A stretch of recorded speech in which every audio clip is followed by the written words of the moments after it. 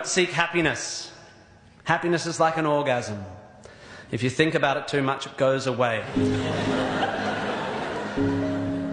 Here we go. Ready? 1. You don't have to have a dream. Americans on talent shows always talk about their dreams. Fine, if you have something you've always wanted to do, dreamed of, like in your heart, go for it. After all, it's something to do with your time, chasing a dream. And if it's a big enough one, it'll take you most of your life to achieve, so by the time you get to it and are staring into the abyss of the meaninglessness of your achievement, you'll be almost dead, so it won't matter. I never really had one of these dreams, and so I advocate passionate dedication to the pursuit of short-term goals. Be micro-ambitious. Put your head down and work with pride on whatever is in front of you. You never know where you might end up. Just be aware the next worthy pursuit will probably appear in your periphery, which is why you should be careful of long-term dreams. If you focus too far in front of you, you won't see the shiny thing out the corner of your eye. 2. Don't seek happiness. Happiness is like an orgasm. If you think about it too much, it goes away.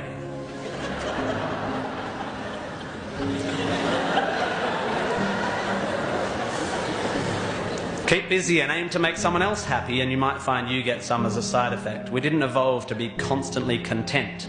Contented Homo erectus got eaten before passing on their genes. 3. Remember, it's all luck.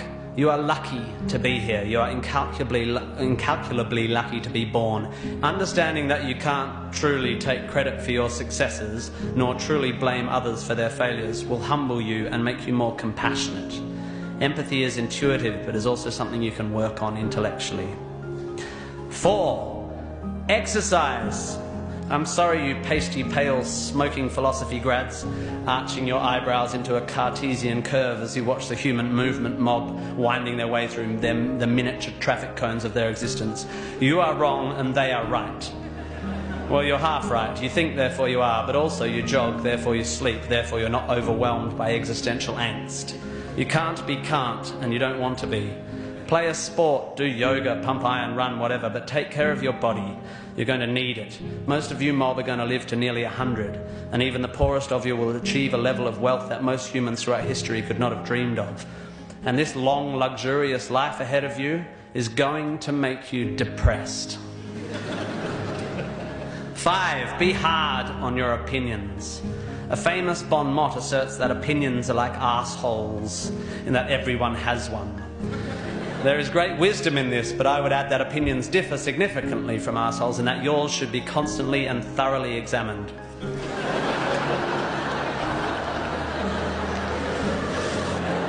We must think critically and not just about the ideas of others. Be hard on your beliefs, take them out onto the veranda and hit them with a cricket bat.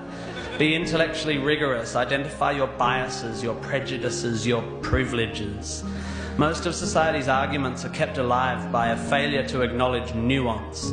We tend to generate false dichotomies and then try to argue one point using two entirely different sets of assumptions, like two tennis players trying to win a match by hitting beautifully executed shots from either end of separate tennis courts. 6. Be a teacher. Please, please, please be a teacher. Teachers are the most admirable and important people in the world. You don't have to do it forever, but if you're in doubt about what to do, be an amazing teacher. Even if you're not a teacher, be a teacher. Share your ideas. Don't take for granted your education. Rejoice in what you learn and spray it. 7. Define yourself by what you love. I found myself doing this thing a bit recently where if someone asks me what sort of music I like, I say, well, I don't listen to the radio because pop song lyrics annoy me. Or if someone asks me what food I like, I say, I think truffle oil is overused and slightly obnoxious.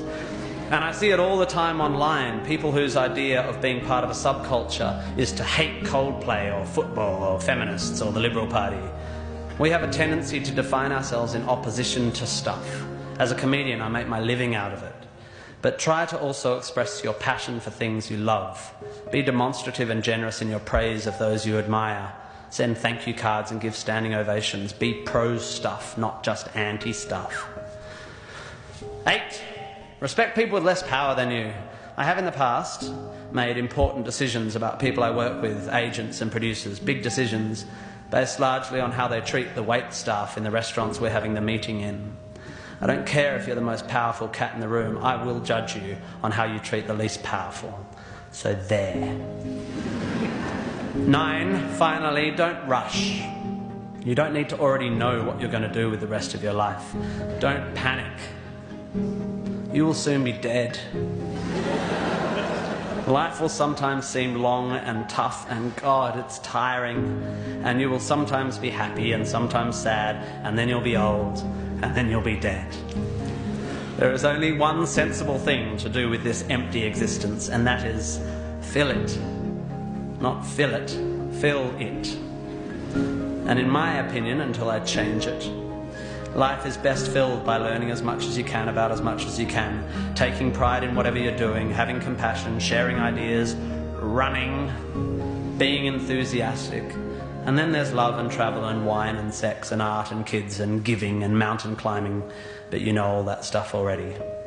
It's an incredibly exciting thing, this one meaningless life of yours. Good luck, and thank you for indulging me.